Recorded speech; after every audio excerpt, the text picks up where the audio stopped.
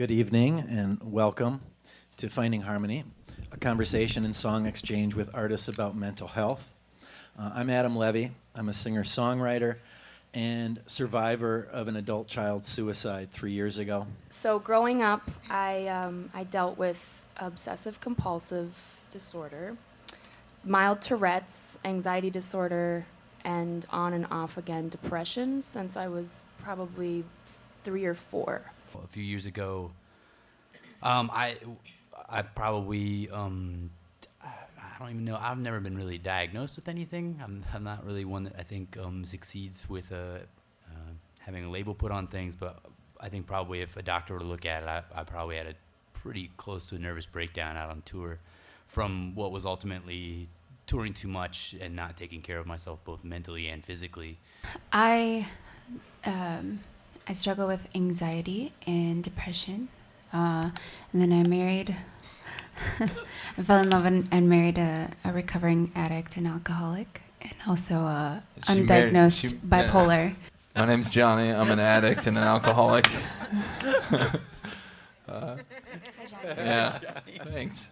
I'm also bipolar, and I've been diagnosed also with an anxiety disorder, so. What are like 5 things, or just 3 things that you do on a daily basis when you struggle with stress and other problems? Key and Peele or other funny stuff to make myself laugh because there's nothing like that chemistry, and I know that I need more doses than I naturally get because I'm kind of just a dark-minded person. So laughter, innocent, quiet, non-talking back creature friend, and I would definitely say movement, physical movement in my body, definitely jumping jacks or just dancing around to Drake or Beyonce will get me in a different space. I'm really, really lucky in that I have, though the rest of my extended family is a bunch of shitbirds. And that is really, truly putting it nicely. I hit the lottery with my immediate family, and my mother, my father, and my 2 brothers are amazing and wonderful people. And beyond that family, though I don't have a lot of contact with the aunts and uncles, and some I have 0 contact with, it's my extended friend family here and in other places. That is the biggest number one of all, because I am lucky enough to have those people in my life that are connected with me, that I can check in with, that I can. You get to a point in life once everyone starts, realizing their problems, you get to the point where you all get real comfortable with hugging each other, and like that's a big thing for me to have those friends and to have those circles to go through. That's like the number one. The number 2 is something that fell into my lap 2 years ago, and that's motorcycles. Yeah, it's been great for me, especially because the thing about riding a motorcycle is that when you're on the motorcycle, you cannot do anything but ride the motorcycle. You can't check your phone, you can't drink, you can't do anything. All you can do is ride the damn motorcycle, because if you do anything other than riding the motorcycle while you're on the motorcycle, then you die. And then the last thing is sort of a thing that I've found out recently, and it sort of came to me because I am getting into my mid-30s, and I started to not be as skinny as I used to, and so I started to work out. And I am not an obsessive exerciser, but I just do a little bit I have to do something every day, and I have noticed just by doing a bunch of push-ups after I drink my coffee, the rush that I get from that propels me past that weird gray of like 9:30 in the morning where you've had your coffee, but then all of a sudden you're tired again. I knock out push-ups, and all of a sudden, like, oh, I can do things now. It's a weird sensation. Those 3, man, saved my life.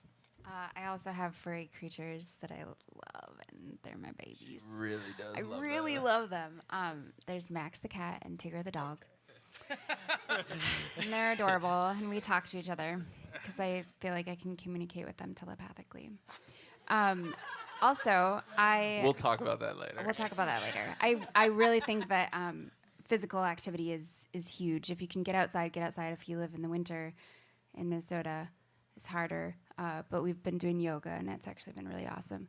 And meditation, I'm trying to am trying to meditate, but just prayer, journaling, whatever is your thing. I like to journal, and family and friends, huge. Yeah. One of the things that I try and do is I try not to do something fully 100%. You know, like when I start to obsess about something, like when I'm writing songs, I'm like, I gotta write songs, I gotta write, you know, like I wake up at 8 a.m. and I'm gonna work on it. It's like I'll never get anything done. So I try and fill my day with like actual like things where it's like I work out now, which crazy seeing, you know, indie rocker dude show up to do yoga, and like that's my form, yeah. I get outside, which is crazy because when you're a drug addict, you never think that you like the outside. You think you hate it. And then actually now I get outside and I'm like, wow, this is kind of nice. I'm social, which is something that I think I hate. But actually when I get out and start talking to people, you know, that's one of the things about being an addict. And one of the things you use to stop that is to get out and be around people that suffer from the same things. And I think this whole idea of like moving your body, anytime you're depressed, I know when I'm depressed, the first thing I want to do is crawl in a ball and go to sleep, right? And I find like even pouring a hot bath, like that act of getting in a space where your endorphins are stimulated, like that's awesome. But movement, walking, moving, yoga I've discovered recently. I love that. I also box. And that's like mind-blowingly cool. It's like dance and that's way cooler than my hitting yoga. things really hard. It's way cool. Can I change So my Cooler answer? than family friends. I have two daughters, 13 and 16, that are like instant endorphin releases the minute I see them. And I also love cooking. So I'd say those three things kind of do it. Thanks again for coming. And thanks to these guys. Thanks, y'all.